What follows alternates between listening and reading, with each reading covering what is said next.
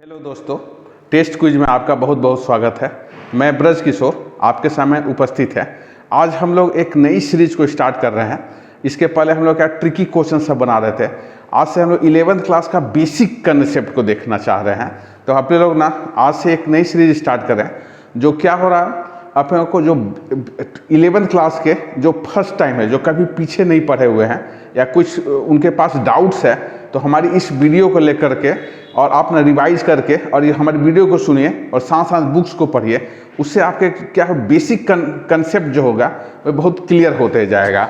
और एक बार आपका बेसिक यदि मजबूत हो गया ना, तो आप किसी टाइप के प्रॉब्लम को बड़ा आराम से फिजिक्स में बना सकते हैं। तो हम लोग जो आज की जो सीरीज में नई जो अपने वीडियो सीरीज चालू कर रहे हैं, वो क्या होगा, हमारा बहुत टफ टाइप का प्रॉब्लम को सॉल्व करने पर नहीं होगा। हमारे क्या बेसिक कंसेप्ट क्या है, मैंने फिजिक्स क्या है और उसमें क्या बेसिक कंसेप्ट का यूज होता है, और हम लोग सिंपल टाइप का नॉमर्कल बनाएंगे जो बुक से रिलेटेड होंगे। एनसीईआरटी की बुक्स की होगी, आपकी ये सीजी अपने को जो बोर्ड की वाली है उसकी अपने लोग को होगी। तो सब अपने लोग जो कॉमन्स बुक्स में एससी वर्मा वगैरह का भी हम लोग सॉल्व करेंगे। जो कॉमन्स बुक्स है उसके नॉर्मल प्रॉब्लम को हम लोग ये सीरीज में बनाएंगे। और अपना जो मेन जो अपने को उद्देश्य है इसका, अपने को बेसिक जिसमें आपका ना कंसेप्ट हो जाए, वो क्लियर हो जाए, ये अपने लोग का है। तो आइए दोस्तों, हम लोग इससे आगे की ओर बढ़ते हैं। तो ये हो गया हम लोग जो आज का लेक्चर 1 हम लोग चालू कर रहे हैं। ये क्या है, फिजिकल वर्ल्ड है ना, मैंने फिजिक्स है क्या और हमारी दुनिया क्या है, उसमें हमारा फिजिक्स क्या रोल अदा कर रहा है, मैंने फिजिक्स क्या है उसको यहाँ से ये समझते हैं। तो सबसे पहला है, हम लोग यूनिट 1 में जो पढ़ेंगे, ये सबसे पहले क्या हम लोग इसमें देखेंगे, व्हाट इज साइंस, मैंने साइंस है क्या, उसको हम लोग पहले ना समझने का कोशिश करेंगे।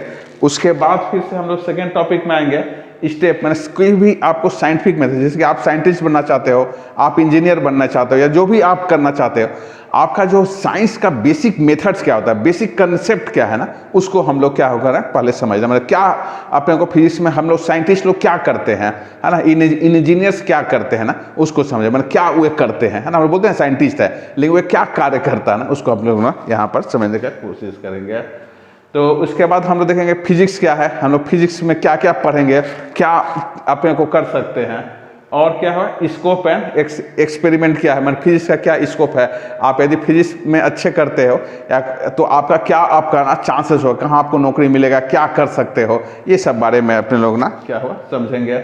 और क्या है अपने को फिजिक्स अपने को दुनिया को क्या दे रही है ना, अपने को जो करंट ये हो जा रहा है सोसाइटी है उसको क्या कर रही है, उसको हम लोग ना यहाँ पर समझेंगे।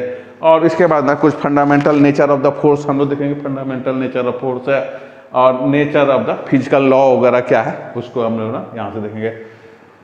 तो आइए हम लोग ना यहाँ से स्टार्ट करते हैं। पहले साइंस है क्या, तो साइंस क्या है, एक ना अपने को साइंटिया एक वर्ड है, लैटिन वर्ड है ना, एक लैटिन वर्ड है, क्या है साइंटिया है, उसका मीनिंग होता है नो ना।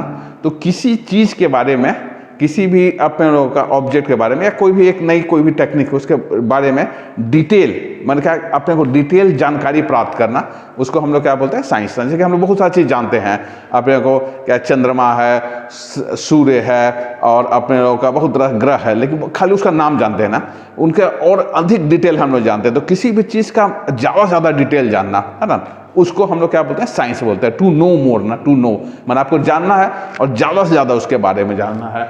तो ये बोलता है द नॉलेज ऑफ मैन है ना हैज गेन थ्रू द, अपने को इसमें क्या करते हैं हम लोग ऑब्जर्वेशन करते हैं फिजिक्स में, मतलब क्या हो रहा है पहले आप उसको ऑब्जर्व करते हैं, उसके ऊपर फिर हम लोग क्या करते हैं एक्सपेरिमेंट करते हैं ना कुछ हम लोग क्या एक्सपेरिमेंट करते हैं, और इसके आधार पर अपने लोग क्या क्या करते हैं दूसरे टाइप का अपने लोगों का कुछ ना कुछ अपने लोगों को हाइपोथेसिस वगैरह को ना क्रिएट करते हैं, मैंने अपने को, और उससे हम लोग कुछ प्रूव करते हैं ना क्या हो रहा है। तो हम जो फिजिक्स है, सॉरी साइंस जो है वो क्या है, टू नो मोर ना, किसी ऑब्जेक्ट को आपको ज़्यादा से ज़्यादा जानना है, और किसी फिजिकल ऑब्जेक्ट को या किसी ऑब्जेक्ट को ज़्यादा जानना है, उसको हम लोग क्या करते हैं। जिसमें क्या हो गया, साइंस में हमेशा ऑब्जर्वेशन जो होगा ना, ऑब्जर्वेशन में कोई चीज़ को देख परख करना, ऑब्जर्व करना, ये सबसे पहला इम्पोर्टेंस होगा, क्या चेंज हो रहा है, क्या हो रहा है। और दूसरा क्या हो रहा है, अपने को एक्सपेरिमेंट उसके ऊपर करना ना, मतलब किस टाइप का। तो इसको हम लोग क्या कर रहे हैं, organise systematic call the science ना। तो इसको हम लोग यही दिखा रहा है, ये साइंस है। तो साइंस में हम लोग क्या करते हैं, ये फाइबर ऑप्टिक्स वगैरह है, ये कुछ हम लोग ना माइक्रोस्कोप को दिखा रहा है ये चित्र में। माइक्रोस्कोप से हम देखते हैं, उसके बारे में डिटेल जानकारी लेते हैं, या कुछ ना एक्सपेरिमेंट वगैरह करके, रिएक्शन वगैरह करा के उसके बारे में जानते हैं। तो ये सब क्या हो गया हमारा, ये हो जा रहा है साइंस ना। तो आइए हम लोग ना इसके बाद यहाँ से क्या होता है, फिजिक्स पर निकलते हैं ना। व्हाट इज फिजिक्स क्या है? तो फिजिक्स जो है ना, ये ग्रीक वर्ड है ना फिजिक्स, और इसका क्या है, प्यूसियस एक वर्ड है ना, उसे फिजिक्स निकला, प्यूसियस एक वर्ड था, उसी से क्या निकल गया, फिजिक्स निकल के आया था। और इसका मतलब क्या होता था अपने को, ग्रीक में नेचर है ना, मतलब किसी नेचर के बारे में, प्राकृतिक है ना, अपने को बारे में, प्राकृतिक या नेचर के बारे में अपने को जो जानते हैं उसको हम लोग क्या बोलते हैं, फिजिक्स बोलते हैं। ये अपने को बहुत ही पुराना अपने को है, एरिस्टोटल के समय से ना ये चालू, जब ये फिलोसफर थे, और लेकिन इनको भी ना नेचर के बारे में बहुत प्यार था, और बहुत सारी चीज़ को ना नेचर के बारे में इन्होंने ना अब बहुत सारे थ्योरी दिया, लेकिन बने बैड लक है इनका कि जितना थ्योरी इन्होंने दिया सब का सब गलत निकला ना आगे जा करके, है ना। तो ये क्या है, एरिस्टोटल है। तो हम लोग कभी कभी किसी को बोलते हैं, सब लोग गलत जो बोलते हैं ना उसको बोलते हैं एरिस्टोटल है, ये है ना, जो बोला सब गलत बोल रहा है। तो ये ना तो ये क्या क्या करता है, ये ब्रांच ऑफ साइंस है, जो फिजिक्स क्या है, साइंस का एक ब्रांच है ना। तो हम लोग क्या क्या करते हैं, which devoted study of the nature and natural phenomena ना। तो इसको अपने लोग क्या है, नेचुरल फेनोमेना जो हो रहा है, जैसे कि बारिश गिर रहा है तो क्यों हो रहा है, सुबह हो रहा तो क्यों, रात क्यों हो जा रहा है, मौसम क्यों बदल जा रहा है, ऐसे बहुत सारा फिजिकल नेचर है ना।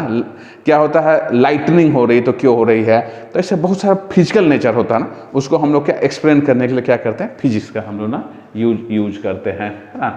तो ये अपने लोग का, ये हमारे डिफरेंट टाइप के लॉज वगैरह के बारे में ये करते हैं। तो ये दिखा रहा है कि ये अपने को प्लेनेट है ना, अर्थ है, उसके बाद फिर से डिफरेंट सन्स हैं, स्टार्स हैं, है ना, बहुत से। तो उनका कैसे अपने को अपने को ये है, मोशन क्या है, किस टाइप से होता है, तो इसके बारे में अपने लोग का यहाँ जानते हैं। ये सब अपने को सेटेलाइट वगैरह के बारे में कैसे सब रोटेट करते, क्या कर रहा है, ये बल्ब वगैरह, इलेक्ट्रिसिटी वगैरह कैसे बना रहे हैं, किस टाइप हम लोग कर रहे हैं, तो ये सब लाइट्स वगैरह के बारे में। तो इस टाइप का ना जो भी फिजिकल फेनोमेना है ना, जैसे कि अपने लोग कि ये बोर्ड है, ये कैसे आपका यहाँ से पिक्चर आ रहा है, इस सब के बारे में हम लोग क्या, फिजिक्स का ही सब देन है। और फिजिक्स में ना हम लोग क्या करते हैं, सब चीज़ को डिटेल में यहाँ पर पढ़ते हैं।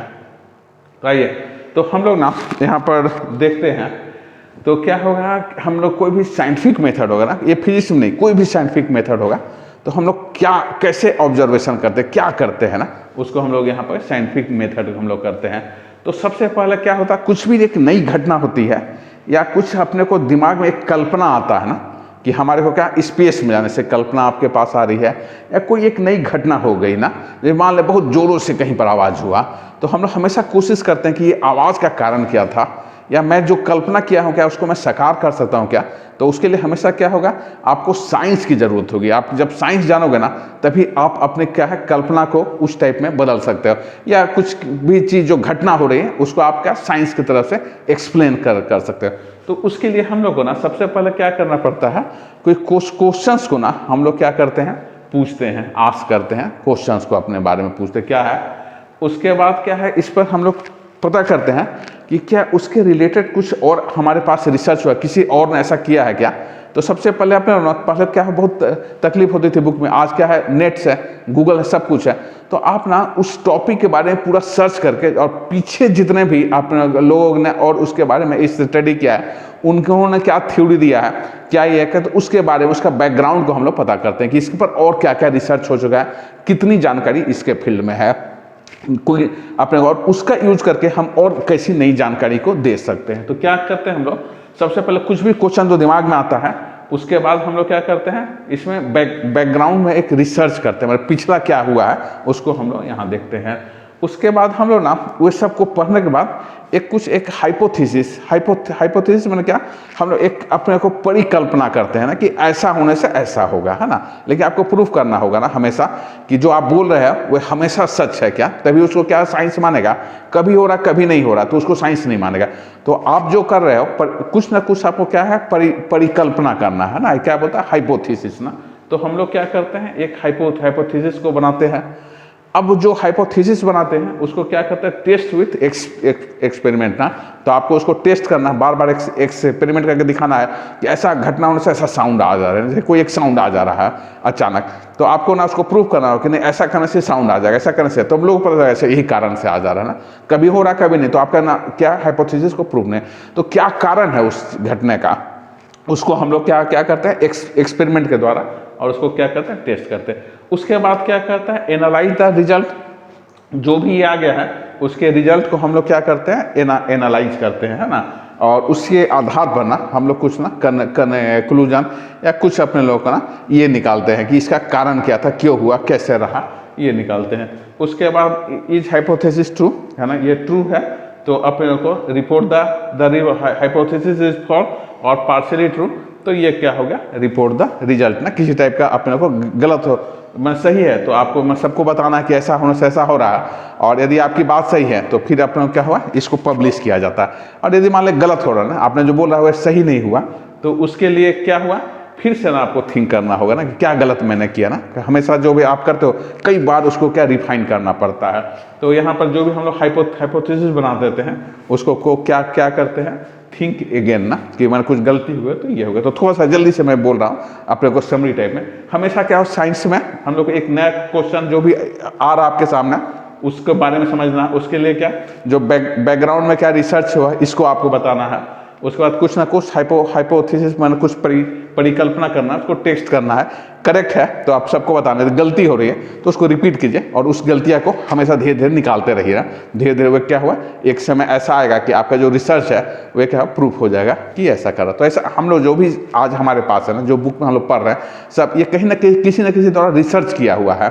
तो आप भी ना अपने को फिजिक्स पढ़ने में कुछ ना कुछ आप रिसर्च कीजिए ना, देखिए आपके पास क्या घटना, मैं क्या ऐसा बात बोल दूं जो हमारी दुनिया हमारी नाम सुने, हमारे को ऐसा कर। तो आपको खाली फिजिक्स पढ़ने से मतलब नहीं, आपको कुछ ना कुछ इस टाइप का सोचना है कि हम भी कुछ इस टाइप का एक थ्योरी कम से कम या कुछ ऐसा कर सकें जो लोगों ना या समाज में हमारे नाम और सब लोग हमारे को क्या पहचान। तो आप इसको यहाँ पढ़ने के बाद आप इस टाइप का एक्सपेरिमेंट भी ना आप साइड बाय साइड करते रहिए। तो आइए हम लोग आगे निकलते हैं।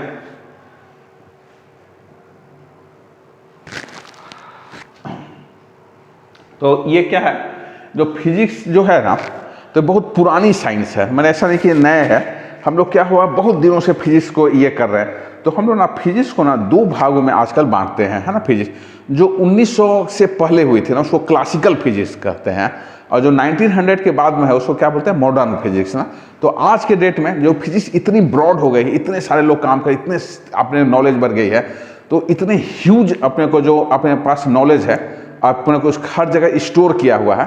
तो हम लोग को ना उसको क्या करते हैं, फिजिक्स का जितने नॉलेज है ना उसको हम लोग क्या दो भाग में बांटते हैं। तो एक जो पहला पार्ट हो जाता है उसको हम लोग क्या बोलते हैं, क्लासिकल फिजिक्स। तो याद रखिएगा 1900 के पहले जो भी हुआ था उसको हम लोग क्या बोलते हैं, क्लासिकल फिजिक्स।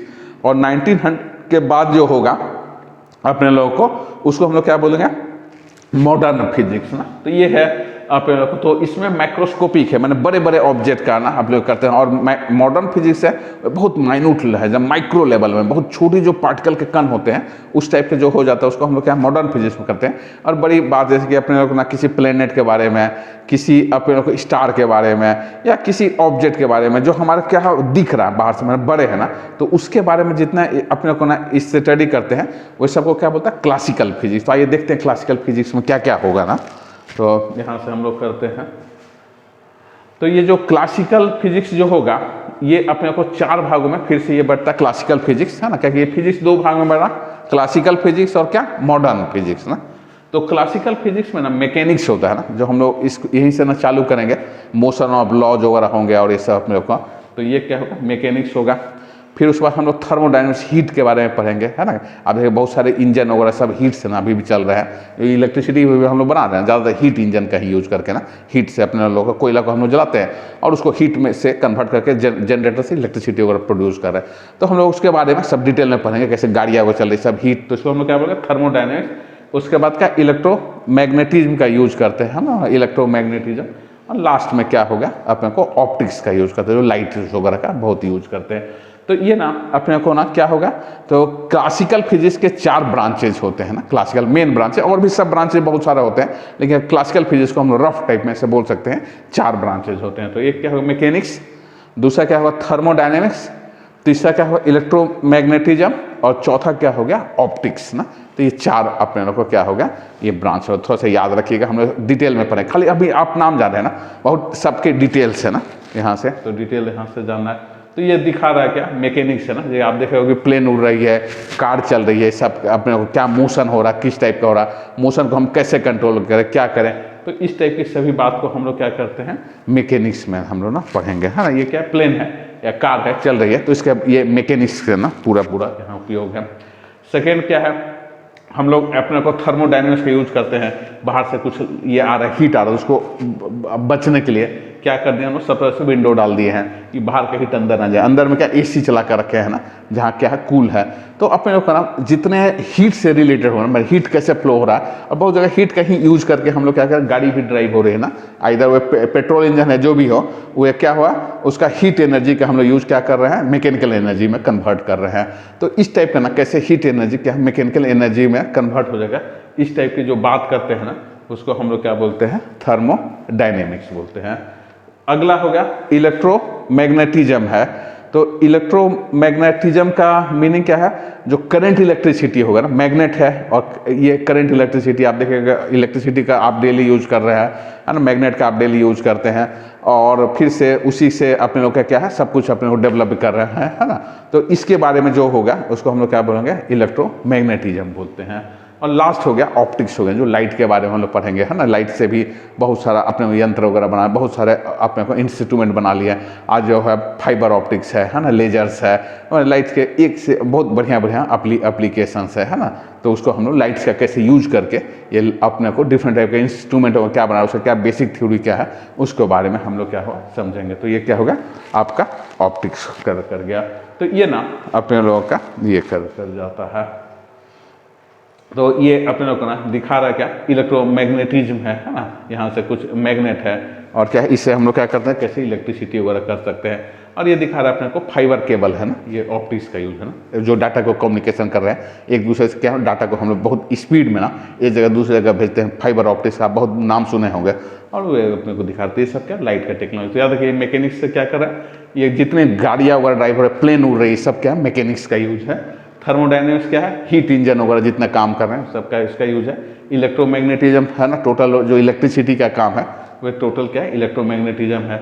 और वो क्या है ऑप्टिक्स है ना, जिसका यूज करके हम लोग ये कर लेते हैं। तो ये ना तो अभी क्या हो गया कि हम लोग पढ़े थे कि 2 टाइप का होगा। तो क्या है रिसेंट नॉलेज ना, जो 1900 के बाद के नॉलेज है ना, वो सब क्या होगा मॉडर्न फिजिक्स में हो गया है ना। तो उसका क्या हुआ 2 उसका बेसिक कंसेप्ट यूज करता है मॉडर्न फिजिक्स ना, जो बोलते हैं नया है। तो एक क्या बोलते हैं रिलेटिविटी है ना, अपने को क्या हुआ कोई मोशन में रहता है तो किस टाइप से अपने लोगों का ना 2 ऑब्जेक्ट के बीच का जो मोशन होगा तो उसको आपस में कैसे हम लोग ये करते हैं। तो ये सब क्या हुआ रिलेटिविटी हो गया। और उसके बाद दूसरा क्या होता है क्वांटम मैकेनिक्स होता है, E = mc², बहुत अपने को फेमस फार्मूला है। ये क्या होता है एनर्जी हो जाता है, ये मास हो जाता है, वो क्या स्पीड ऑफ लाइट हो जाता है। तो आप किसी भी मास को और एनर्जी को इस फार्मूला के द्वारा हम क्या कर सकते हैं जोड़ सकते हैं, कनेक्ट कर सकते हैं। तो आपके पास एनर्जी है तो आपको मास मालूम जाए, मास है तो उसको क्या एनर्जी में आप बदल सकते हैं। बहुत फेमस आइंस्टाइन्स का फार्मूला था, ये क्या होगा क्वांटम मैकेनिक्स का एक फार्मूला है ना। इसी पर क्या है पूरी आपकी क्वांटम मैकेनिक्स है, जो आज हम लोग ना माइक्रोस्कोपिक लेवल में बहुत माइन्यूट लेवल में हम लोग ये करते हैं। तो उसके बारे में यहाँ से ये पढ़ते हैं। तो ये दोस्तों हम लोग ना यहाँ से फिर से थोड़ा आगे निकलते हैं। तो ये हो गया scope and excitement of physics, हम लोग क्या फिजिक्स का ना यहाँ पर क्या यूज हम लोग करते हैं। तो इसका ना फिजिक्स का बहुत सारा अपना यूज है, मैकेनिक्स में आपका यूज है, उसके बाद क्या सेटेलाइट वगैरह हम लोग जो भेजते हैं उसमें यूज है, एस्ट्रोनॉमी में यूज है, उसके बाद फिर इसका न्यूक्लियर फिजिक्स है ना, जिससे हम लोग बहुत सारे एनर्जी निकाल रहे हैं। फिर उसके बाद क्या है इलेक्ट्रॉनिक्स इंस्ट्रूमेंट वगैरह है उसका है, उसके बाद फिर क्या इलेक्ट्रिसिटी वगैरह है। तो क्या है जितने भी अपने को आज इंस्ट्रूमेंट सब बने हुए जो हम लोग डेली यूज करें, अपनी लाइफ को क्या इतना आसान बना कर रखे हुए हैं ना, सब क्या हो रहा आपका फिजिक्स का ना यहाँ पर यूज है ना। तो ये आप देखो फिजिक्स के बिना ना दुनिया ही नहीं है ना। आज हम इतने डेवलप है, सब कुछ जो कर रहे हैं ना वो सब क्या फिजिक्स का उपयोग, फिजिक्स के कारण है ना आज हम क्या हुआ इतने अच्छे स्टेज में है ना, इतना आराम से अपनी सभी ज़िंदगी को निकाल रहे हैं। तो ये ना यहाँ से हम लोग ये कर लेते हैं। तो क्या होगा physics with relation with science. तो साइंस का क्या एक भाग है फिजिक्स में। क्या होगा साइंस में दो टाइप का रहता है, एक क्या लिविंग ऑब्जेक्ट होता है, एक नॉन लिविंग। नॉन लिविंग जिसमें अपने को प्राण नहीं है ना, नॉन लिविंग। तो जो नॉन लिविंग का ना स्टडी करते हैं ना, नॉन लिविंग ऑब्जेक्ट, उसको हम लोग क्या बोलते हैं फिजिक्स बोलते हैं। और अपने को जो क्या हो रहा है लिविंग होगा ना उसको क्या बोलता है बायोलॉजी बोलते हैं ना। तो दो टाइप का हो रहा है ना। तो अपने को क्या हो रहा है डिसिप्लिन ऑफ साइंस ओनली है ना which regarded to the being most fundamental in the physics ना। तो रिलेशन विद द केमिस्ट्री, और क्या हो सेकेंड जो हो जाता है वो क्या हो बायो का टर्म ऐसा आ जाता है। ठीक है, तो इससे ना अपने को इसका जो फिजिक्स का यूज है एस्ट्रोनॉमी में यूज है, मैथ्स भी क्या हुआ फिजिक्स से ही डेवलप हुआ दिखा रहा है। Physics related to the science है ना, साइंस का जो मेन पार्ट है वो सब क्या है फिजिक्स ही है आपका। और physics related to the society and technology वगैरह का भी हम लोग क्या करते हैं फिजिक्स में यहाँ पर यूज करते हैं। तो ये हम लोग ना यहाँ से और फिजिक्स के डिटेल में जाते हैं। जैसे हम लोग स्कोप देखें, ये सब देखें, तो क्या हो गया कि अपने को नेचर में बहुत सारे फोर्सेस हैं ना, होते हैं कुछ फोर्स है खींच रहा है, कुछ ऐसा कर रहा है। तो फोर्स तो बहुत सारे हैं ना, अपने को लाखों संख्या में है ना। आपने सुना होगा कि अब फ्रिक्शनल फोर्स है, उसके बाद क्या है रिपल्सन फोर्स है, अपने को ग्रेविटेशनल फोर्स है, इलेक्ट्रोमैग्नेटिक फोर्स है, बहुत सारे फोर्स है। तो अपने को लाखों की संख्या में फोर्स है ऐसा। तो हम लोग ना सब उतने बारे में हम लोग कभी पढ़ नहीं पाएंगे। तो हम लोग क्या करते हैं सबसे पहले फोर्स को क्लासिफाई कर लेते हैं। तो जो भी फोर्स होगा ना जो हम लोग यहाँ पढ़ने जा रहे हैं, ये बेसिक जो फोर्स होंगे ना नेचर में 4 ही टाइप के फोर्स होंगे। और जो फोर्स होगा इसी के अंदर में आएगा ना, वो अलग से नहीं होगा ना। तो हम लोग क्या हो चुके फोर्स बहुत सारे टाइप के हैं और सबको पढ़ेंगे तो हमेशा क्या होगा कन्फ्यूजन होगा, किसको पढ़े किसको छोड़े क्या पढ़े। तो मैं ना इसको पहले 4 बेसिक कर रहा हूँ, और जो फोर्स होगा किसी एक के अंतर ही आएगा, इससे बाहर नहीं निकलेगा। तो जितने भी दुनिया में फोर्सेस हैं अभी तक, जो फिजिक्स में जितने फोर्सेस हैं उसको हम लोग क्या कर सकते हैं, उसको 4 भागों में ना बांट सकते हैं ना। तो हमारा जो भी फोर्स होगा वो सिर्फ 4 प्रकार का होगा। तो आइए देखते हैं क्या क्या होगा। पहले चारों का नाम। तो सबसे पहला क्या होगा ग्रेविटेशनल फोर्स होता है ना, जो अपने को क्या होगा उसी से ना हर चीज़ ना आप देखें प्लेनेट क्या हो रहा है स्टार के ऊपर घूम रहा है, या मून से वो एक प्लेनेट के चारों तरफ घूम रहा है। तो ये सब जो अट्रैक्ट कर रहा है या दूसरे को ये कर रहा है, वो सबसे फंडामेंटल फोर्स क्या है ग्रेविटेशनल फोर्स। 2 मास जब भी होगा एक दूसरे को क्या करेगा अट्रैक्ट हमेशा करेगा। तो ये दोनों मास के बीच में जो फोर्स एक्ट कर रहा है उसको हम लोग क्या बोलते हैं ग्रेविटेशनल फोर्स ना। तो ये क्या है एक फंडामेंटल फोर्स है ना। 2 मास कहीं भी रहेगा तो दोनों क्या ये करेगा एक दूसरे को अट्रैक्ट करेगा है ना, हमेशा हमेशा रिपेल कभी नहीं करेगा। 2 मास हमेशा एक दूसरे को अट्रैक्ट करेगा, और इस टाइप का जो फोर्स होगा उसको हम लोग क्या बोलते हैं ग्रेविटेशनल फोर्स। तो ये ना बहुत फेमस हो गया अपने को ग्रेविटेशनल फोर्स। तो याद रखिएगा फोर्स है F है, एक ना ग्रेविटेशनल कांस्टेंट क्या होता है G होता है, बहुत छोटा छोटा वैल्यू होता है ना। कितना होता है अपने लोगों का 8.87 इंटू 10⁻⁻⁹ होता है। तो ये जो फोर्स हो गया ये बहुत छोटा फोर्स है। और ये हो गया क्या M1 और M2 और डिवाइड बाई R का स्क्वायर। तो R क्या दोनों के बीच का डिस्टेंस है, और एक मास M है एक M2, और इसको क्या बोलते हैं ग्रेविटेशनल कांस्टेंट होगा।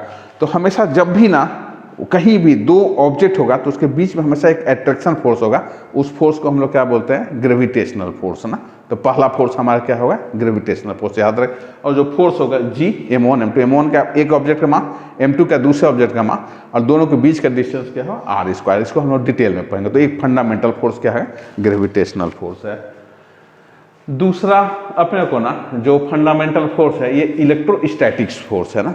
ये क्या होगा जब चार्ज होंगे ना अपने को, चार्ज तो सबके पास इलेक्ट्रॉन प्रोटॉन न्यूट्रॉन, लेकिन जब एक काइंड के चार्ज क्या होगा बहुत सारा एक्यूमुलेट हो जाएंगे ना, तो क्या है अनबैलेंस कर जाता है। मतलब क्या होता है एक ऑब्जेक्ट से दूसरे ऑब्जेक्ट को कुछ चार्ज ट्रांसफर कर जाता है, ट्रांसफर करने से क्या हो कहीं पॉजिटिव चार्ज ज़्यादा हो जाता है कहीं निगेटिव।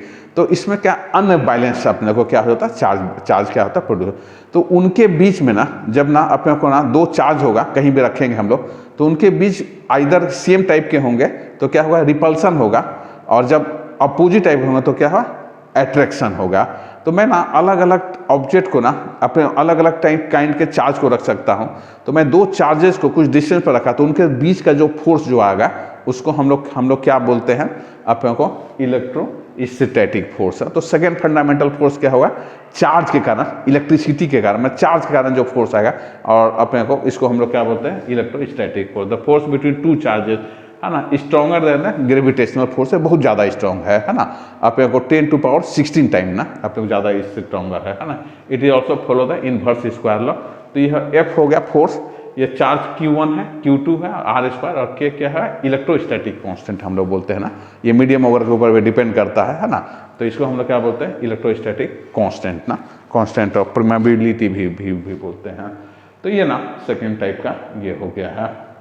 उसके बाद थर्ड टाइप का जो ना चार्ज होगा वह क्या होगा, थर्ड टाइप का जो फोर्स होगा, सॉरी, पहला क्या था, ग्रेविटेशनल था, दूसरा आपका क्या क्या था, इलेक्ट्रोमैग्नेटिक फोर्स था, तीसरा जो हो रहा है ये आपका क्या, न्यूक्लियर फोर्स हो रहा है ना। जो न्यूक्लियर के अंदर जो फोर्स है, जो क्या है, इलेक्ट्रॉन और प्रोटॉन ना अपने को एक जगह बाइंड है सब ना, न्यूट्रॉन और प्रोटॉन सब। तो ये जो अपने को कोर बेस जो है ना, वहाँ पर क्या हुआ, रिपल्सन फोर्स होगा, उसको पकड़ कर रखने के लिए कहीं पर एक बहुत ज़्यादा अपने को वहाँ पर भी क्या फोर्स एक्ट कर रहा है। तो जो सबसे स्ट्रॉन्गेस्ट फोर्स है ना नेचर का, वह क्या है, अपने को न्यूक्लियर फोर्स है। तो सबसे स्ट्रॉन्गेस्ट फोर्स क्या है, वह न्यूक्लियर फोर्स है ना। तो ये क्या कर रहा है, न्यूक्लियर फोर्स हमारा क्या होगा, तीसरे टाइप का क्या होगा, फंडामेंटल फोर्स होगा। और इसके बाद फिर से हम लोग यहाँ निकलते हैं, तो ये वीक फोर्स होगा, लेकिन ये वीक नहीं है ना, सबसे वीक जो है ना आपका अपने को ग्रेविटेशनल फोर्स है, उससे अपने को स्ट्रॉन्ग है। लेकिन ना स्ट्रॉन्ग न्यूक्लियर फोर्स से क्या है, कमजोर है। और ये कभी कभी ना आपस में जब अल्फा बीटा पार्टिकल डिके होता है ना, तो उस समय थोड़ा देर के लिए कुछ ऐसा फोर्स जनरेट होते हैं जो क्या करते हैं, एक को अपने को दूसरे को डिके करते हैं। तो इस टाइप का जो फोर्सेस होगा उसको हम लोग क्या बोलते हैं, वीक फोर्स है ना। Interaction is not well understood ना, मैंने क्यों हो जा रहा, कैसे हो जा रहा, कितना उसका पावर है, अभी भी हम आज तक उतना अच्छे से समझ में आया है। तो इसका क्या है, रेंज जो होगा न्यूक्लियर फोर्स से छोटा होगा, और न्यूक्लियर फोर्स से बहुत ज़्यादा, जो मेन न्यूक्लियर फोर्स है उससे क्या वीक होता है, उसलिए क्या बोलते हैं, वीक न्यूक्लियर फोर्स भी इसको बोलता है। 14 टाइप का फोर्स है ना, only for the certain nuclear forces like the radio activity beta है। तो एक बार थोड़ा सा ना याद रखा जाएगा कि सबसे अपने लोगों का क्या होगा, कि सबसे स्ट्रॉन्ग फोर्स क्या होगा, न्यूक्लियर फोर्स कर जाएगा, सबसे स्ट्रॉन्ग क्या है, न्यूक्लियर। उसके बाद सेकेंड क्या है, इलेक्ट्रोमैग्नेटिक फोर्स सेकेंड होगा। थर्ड क्या होगा, अपने लोगों का वीक न्यूक्लियर फोर्स, और चौथा जो होगा ये ग्रेविटेशनल फोर्स। तो ये ऐसा सीक्वेंस होगा ना, सबसे मजबूत, सबसे ज़्यादा जो पावरफुल है वो क्या, न्यूक्लियर। सेकेंड क्या है, इलेक्ट्रोमैग्नेटिक। थर्ड जो हो गया क्या है, वीक फोर्स।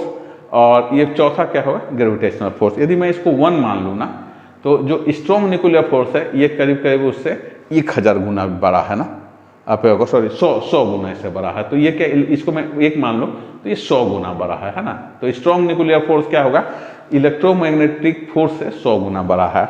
अब क्या है, वीक जो है 10⁻⁻12 ना, इतना छोटा है। और ये जो है ग्रेविटेशनल फोर्स है वह 10⁻36 टाइम क्या होगा, ये छोटा है। तो ये बहुत सबसे जो वीक फोर्स है ये क्या है, ग्रेविटेशनल फोर्स है, सबसे कमजोर।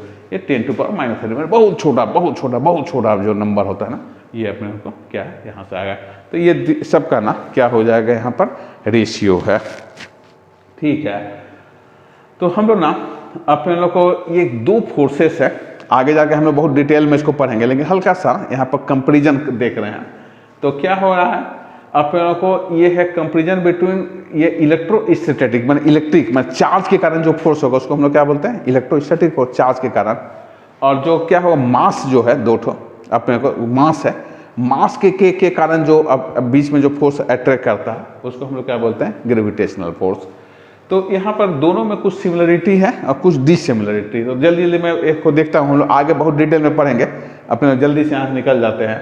तो क्या हुआ, सेंट्रल फोर्स होगा ना, हमेशा केंद्र की ओर आकर्षित होगा, है ना, सेंटर की ओर, इसलिए क्या बोलता है, सेंट्रल, अपने को क्या है, सेंट्रल फोर्स है। दे हो गए इनवर्स स्क्वायर लॉ ना, जैसे जैसे डिस्टेंस बढ़ते जाएगा उनका फोर्स की वैल्यू ना बहुत तेजी से घटता है ना, इस स्क्वायर लॉ से। और क्या है, क्या दिया, कंजर्वेटिव फोर्स है, मैंने आप अपने पाथ के डिपेंड नहीं है, वर्क डन हम लोग आगे जाके देखेंगे। तो ये ना जब भी आप मूव करोगे ना तो कुछ वर्क डन क्या होता है इसमें कंजर्व कर जाता है, तो इसको हम लोग क्या बोलते हैं, कंजर्वेटिव फोर्स। और क्या है, ये वैक्यूम में भी क्या करते हैं, काम करते हैं, है ना। ठीक है, तो ये सब अपने लोग को क्या है, उनका सिमिलरिटी है। अब क्या डिसिमिलरिटी क्या है, ग्रेविटेशनल फोर्स हमेशा क्या होगा, अपने को एट्रैक्टिव होगा। ग्रेविटेशनल फोर्स कभी भी रिपल्सिव में होता है, हमेशा क्या अपने को क्या करेगा, एट्रैक्टिव नेचर में होगा। जबकि क्या होगा, ये जो इलेक्ट्रोमैग्नेटिक फोर्स है वह दोनों ही टाइप का रह सकता है ना। आप अपने को क्या होगा, आइदर एट्रैक्टिव और क्या रिपल्सिव, वो चार्ज के काइंड के ऊपर ना डिपेंड करता है ना। और क्या होगा दूसरा कि ग्रेविटेशनल कांस्टेंट जो होता है मीडियम के ऊपर डिपेंड नहीं करता, हर जगह वैक्यूम हो कोई मीडियम हो हमेशा क्या होगा, उसकी वैल्यू जी की वैल्यू क्या कांस्टेंट होता है। लेकिन ये जो इलेक्ट्रोस्टैटिक फोर्स है वो क्या होता है, मीडियम के ऊपर डिपेंड करता है ना, मीडियम की परमेबिलिटी होती है ना, तो डिपेंड्स ऑन द मीडियम के ऊपर, है ना। और इलेक्ट्रोस्टैटिक फोर्स एक्सट्रीमली लार्ज, बहुत बड़ा हो जाता है क्या, कंपेयर टू ग्रेविटेशनल फोर्स से बहुत बड़ा होता है। तो ये ना अपने लोगों का कुछ आगे हम इसको देखते हैं, इसको और ज़्यादा डिटेल में पढ़ेंगे। लॉ ऑफ कंजर्वेशन होता है जो हम लोग ये करते हैं, क्या कंजर्व होता है ना, मास वगैरह हमेशा क्या कंजर्व रहता है ना, आप उसको क्या कर सकते हैं, ख़त्म नहीं कर सकते हो, है ना। एनर्जी में एक दूसरे में कर जाए, तो इसको क्या बोलता है, लॉ ऑफ कंजर्वेशन, है ना। अपने को लीनियर क्या हो जाएगा, मोमेंटम वगैरह हमेशा क्या हो, कंजर्व होगा, है ना। Law of conservation of energy हमेशा क्या हो, कंजर्व होगा ना। आप उसको ना नया एनर्जी ना बना सकते हो ना हटा सकते हो। और क्या है, अपने को एंगुलर मोमेंटम वगैरह भी क्या हो, कंजर्व होता है ना। और चार्ज वगैरह भी क्या होता है, ये कंजर्व होते हैं ना, हमेशा चार्ज वगैरह भी कंजर्व होते हैं। ठीक है दोस्तों, तो हम लोग ना आज यहीं पर ना स्टॉप होते रुकते हैं अपने लोगों को। तो नेक्स्ट क्लास में ना अपने लोगों को क्या हो, मोशन से अपने को चालू करेंगे, है ना। मोशन इन स्ट्रेट लाइन्स वगैरह का बेसिक सर्वे, फिर उसमें हम लोग ना कुछ न्यूमेरिकल्स वगैरह भी वहाँ पर सॉल्व करेंगे। ठीक है, धन्यवाद।